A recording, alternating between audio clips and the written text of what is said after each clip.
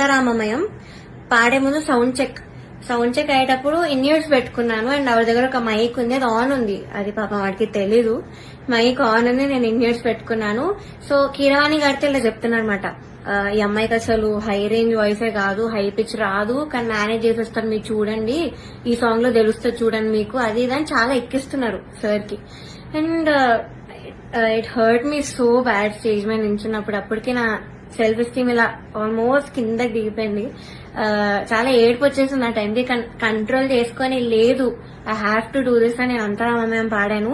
And ఆ పాటకు వచ్చిన అప్రిసియేషన్ నాకు ఇంకే పాటకు రాలేదు అప్పటి వరకు.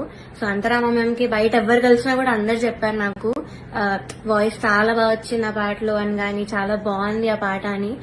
యాక్చువల్లీ చాలా సాంగ్స్ ఇచ్చాం, రాముడు రావునికి చాలా ఇచ్చాము. నేను ఏది ఇచ్చినా వద్దు వద్దు వద్దు అంటే ఇంకా లాస్ట్ ఆప్షన్ గా మేల్ సాంగ్ ఇచ్చాను అంతరామమయం. సో అదే సెలెక్ట్ చేశారు. అండ్